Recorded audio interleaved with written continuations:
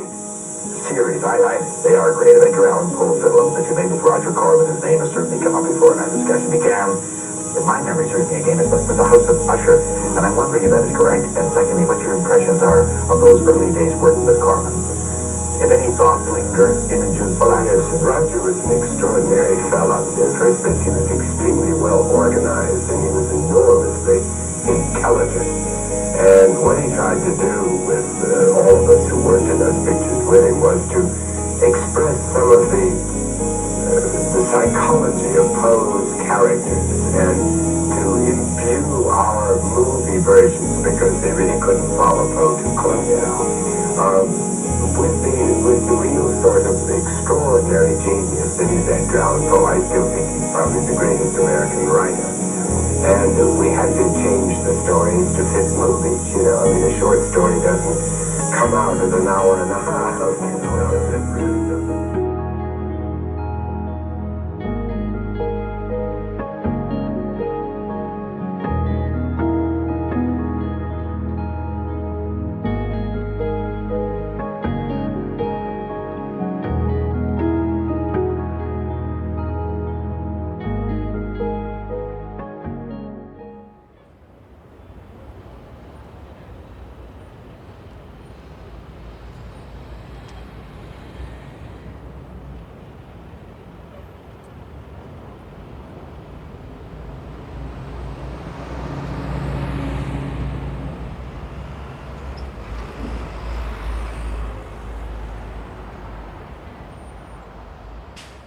Hollywood Boulevard. In the summer of 1996, having just come off of a 10-hour flight from Tokyo to LA, where I was on a trip to see my family, whom I hadn't seen in a few years, due to being stationed overseas. We were supposed to meet up at the airport.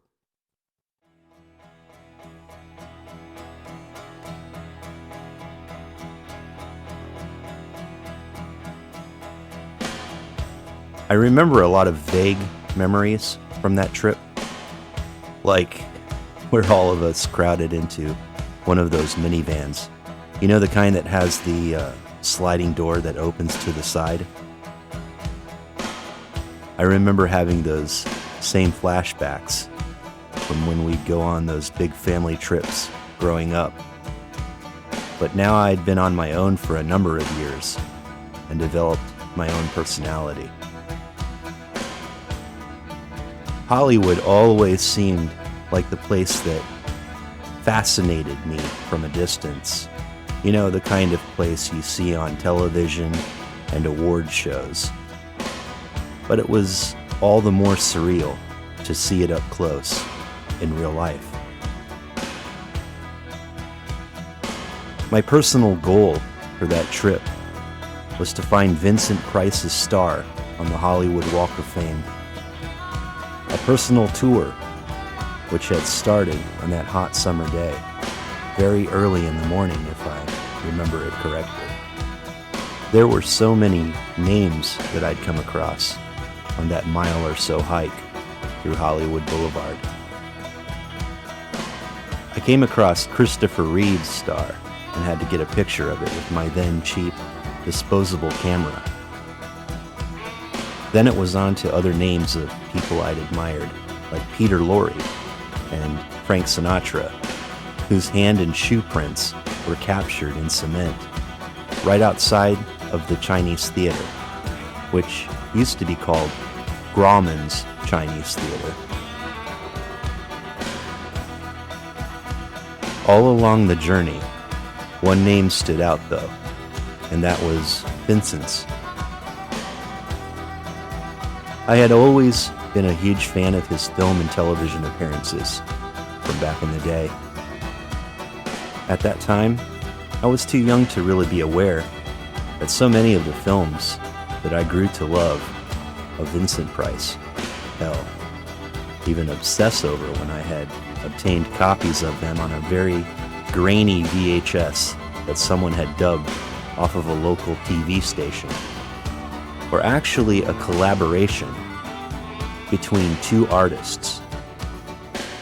Roger Corman, whose name I hadn't been familiar with, even at that point in my young adult life, was an integral part of many of Vincent Price's legendary film roles, like House of Usher, Pit and the Pendulum, and The Raven, just to name a few.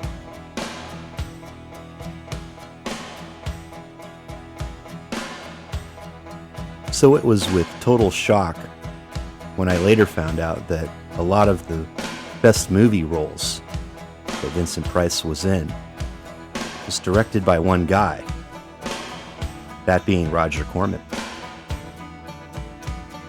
My search for Vincent's Hollywood star wouldn't end my fascination for him that day. It would only grow in the many years to come. So now we're here, and I feel like I'm no longer in the dark about this famous actor, art collector, and cookbook author with that signature voice of his. A voice that I'd try so hard to emulate and copy. Even in some ways for this show that I'm doing right now.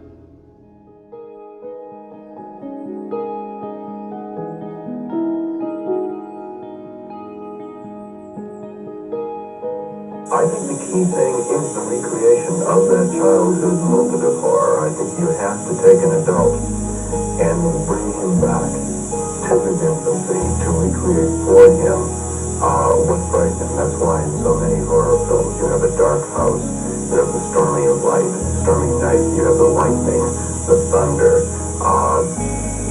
Sex is involved in it to a certain extent as well. A child's first moments of sex. We talked earlier when you said your child was frightened by a girl just walking down the corridor, and I said I couldn't remember which film it was because that girl had been walking down corridors in many films. To me, the corridor is very important. The door at the end of the corridor was important, and symbolically, I think the corridor is the vagina, and the walking down the corridor is the entrance for the first time to the vagina, and I think two things must be happening during that walk. One, the audience must be living the moment with the actor on the screen and saying, go forward, find out what that mystery is, find out what that thing is at the end of the corridor that was so enticing. The same moment they must be saying, don't take another step forward, don't go there, that's dangerous, that's frightening, and I think this is to a certain extent first thoughts about sex.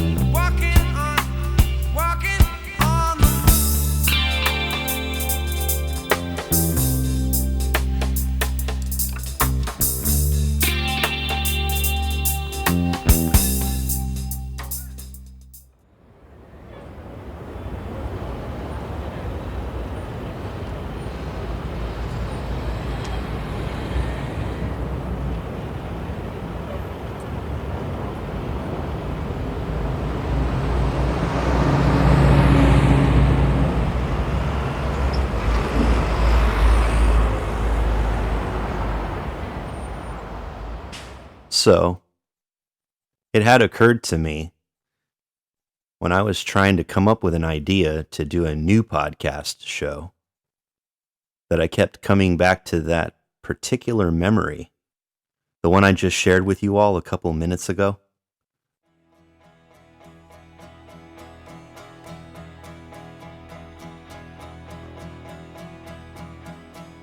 My search to find Vincent Price's star on the Hollywood Walk of Fame.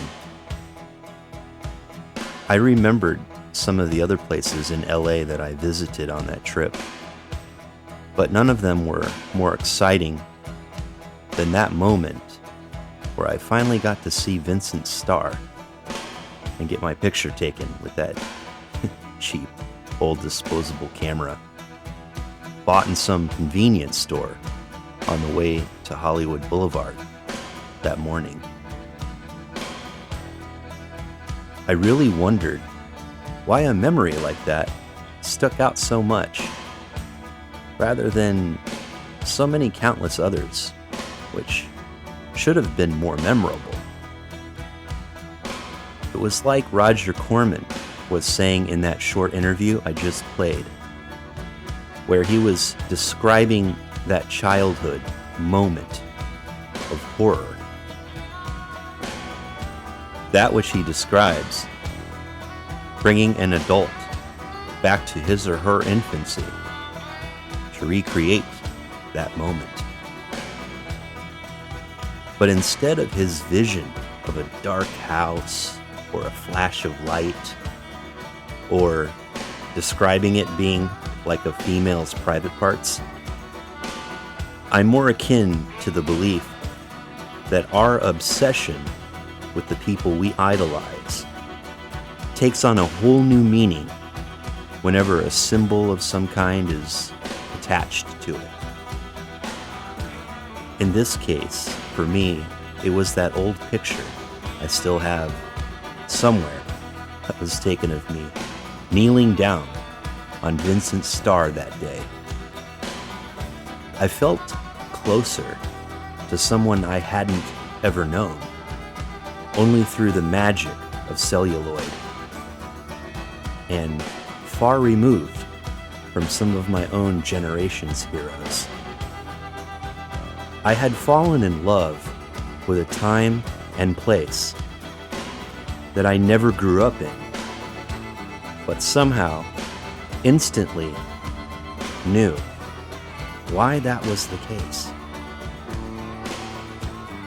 I idolized not only the acting, intricate Gothic set designs of a Corman production,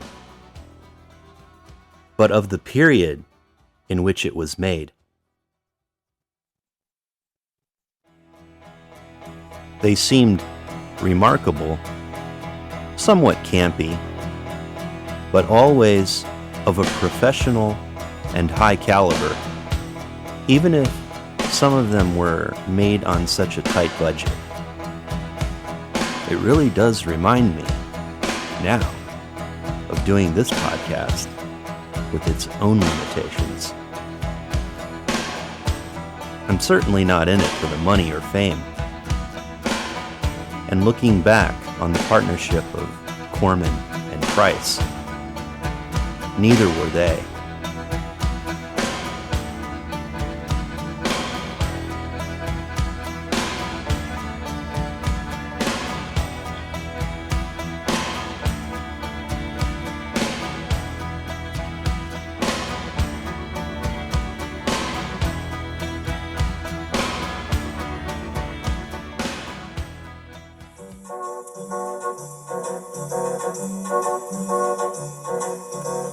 Vincent Price is an actor, no doubt about that. For more than 35 years, he's been a frequent and familiar performer on the stage and in the movies, usually in the starring role. But there can be and is doubt about whether he uses acting simply as a means of supporting his expensive habit, the habit of pursuing and collecting art treasures wherever he finds them. His love affair with the art world began before he started acting and has been with him since, dominating his thoughts and energies, revealing him as an art connoisseur and collector of some distinction. He wrote about his love affair with art in a visual autobiography entitled I Like What I Know.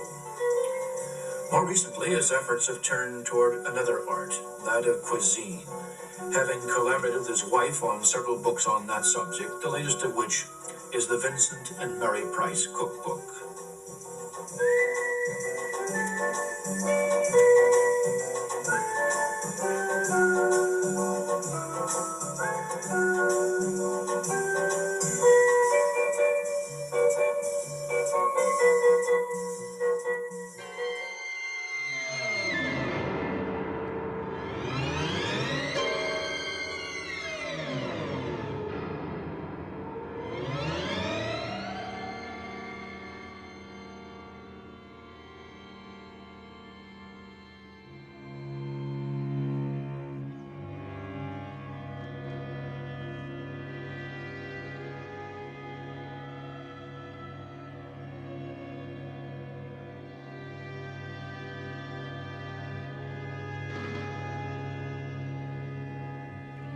It really doesn't.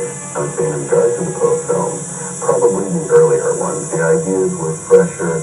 I was more interested in the genre at that time. I would say, therefore, probably The Fall of the House of Usher, the first, or The Pit and the Pendulum, the second, or possibly The Mask of the Red Death, which was the first one I did in England. The ones I did in the United States all had a 3-week schedule. And when I went to England, I had a 5-week schedule, and I thought, wow, I'm in the big time. It wasn't until I was there that I realized English crews worked much slower, and that 5 weeks in England was equal to maybe 4 weeks in the United States. So it was a slight movement up. You know that I could hear every sound she made. That I heard her breathing in her casket. Heard her first gasp as she awoke. Her first scream of terror.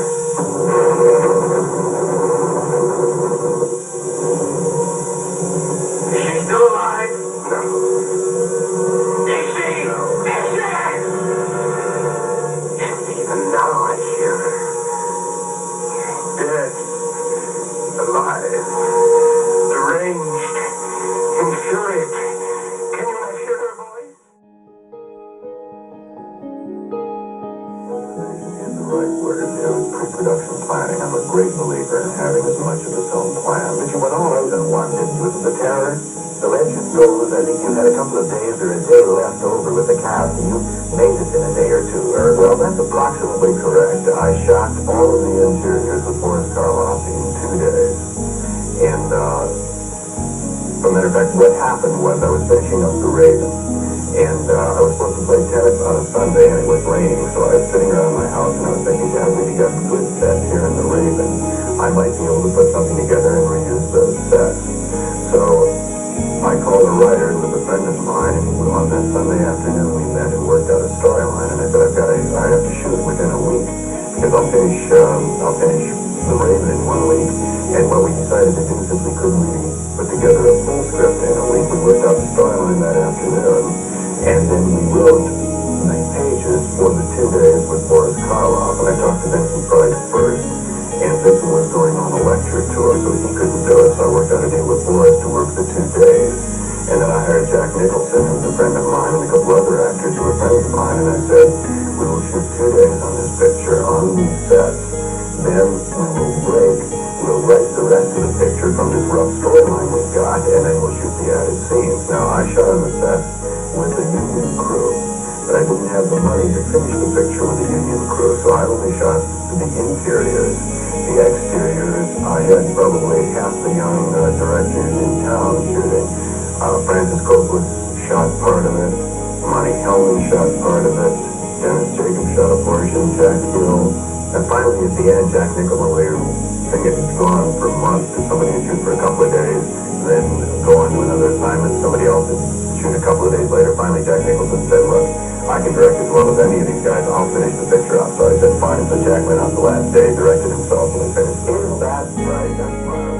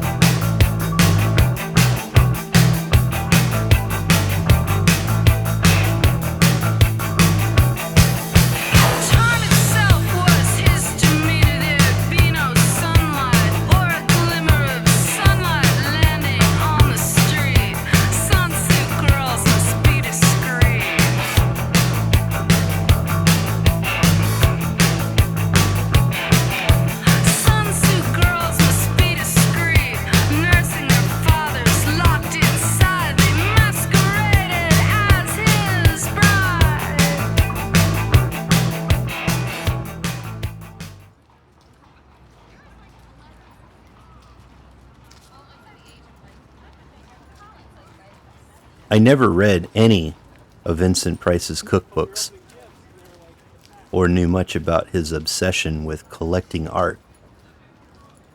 That I'd later find out from a Google search for this podcast. Or just a random story I'd see from time to time on a fan-created page.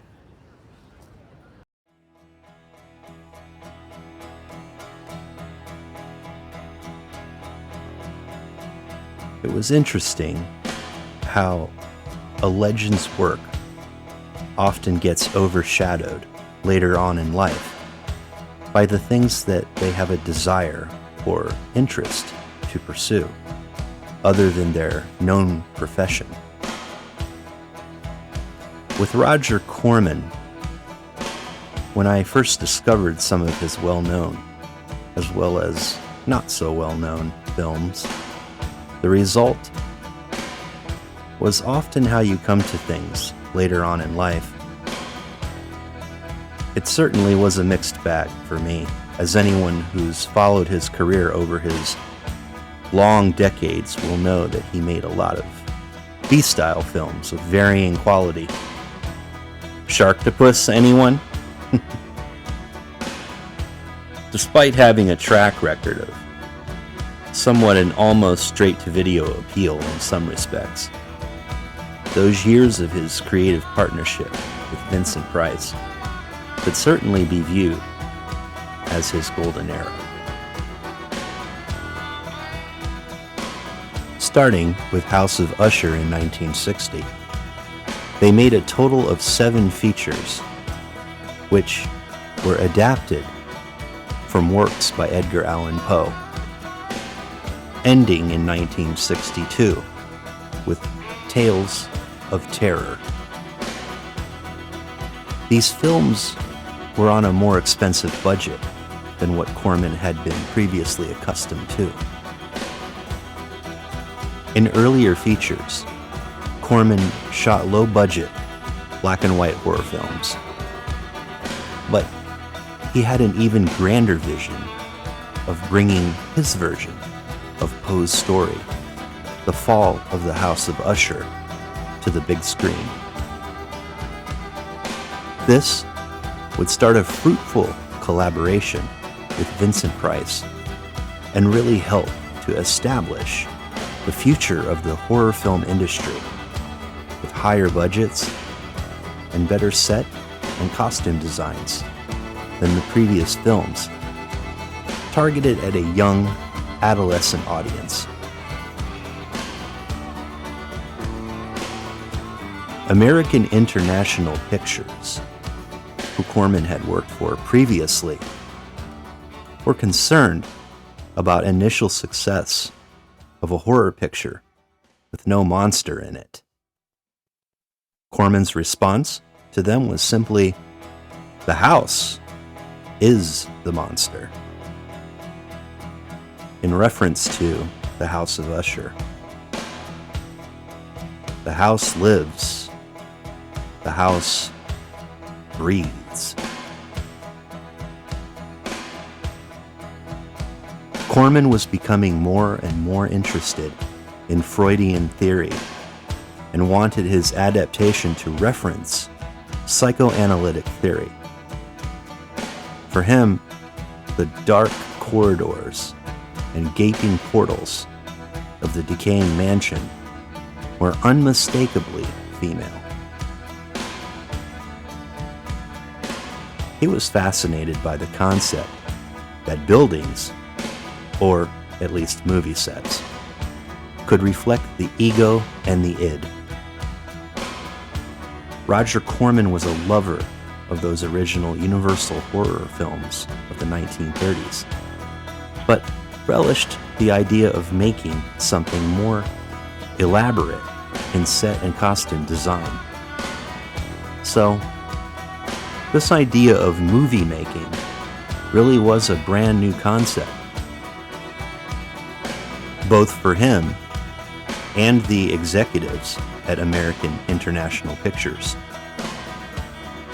Who would have thought that the guy behind such later sci-fi films as Sharktopus versus Whale Wolf would be such an innovative as well as forward-thinking director.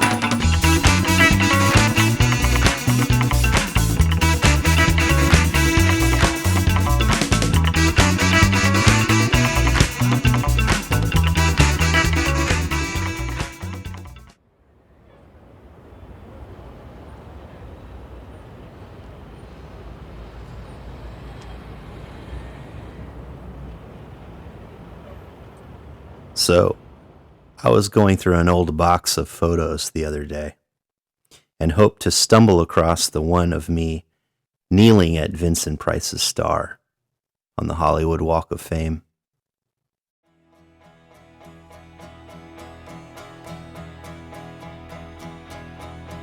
It's like those memories that you wonder if they even happened. Because it happened ages ago. That's how it is whenever one of the Corman and Price films play on TCM, or occasionally Svengoolie, which has aired locally out of Chicago since the late 70s. It's a memory you thought had been lost, but it's miraculously found through the art of great filmmaking. I would argue that many of these films made during that time have not only stood the test of time, but could easily rival some that are made today. The world, especially nowadays, really could use a little more campiness that these movies provide the audience, with not only a sense of suspending one's own disbelief for a brief moment, but also without taking itself too serious. I never found the photo I was looking for among the stash of Boy Scout camp pictures or other old memories. But as a fan of Vincent Price, I now own all of them on Blu-ray, so it's always there if I want to remember my very first experience with these horror films all over again. Some people have Stairway to Heaven or Free Bird when that comes on for the 20 plus minutes on that never-ending road trip.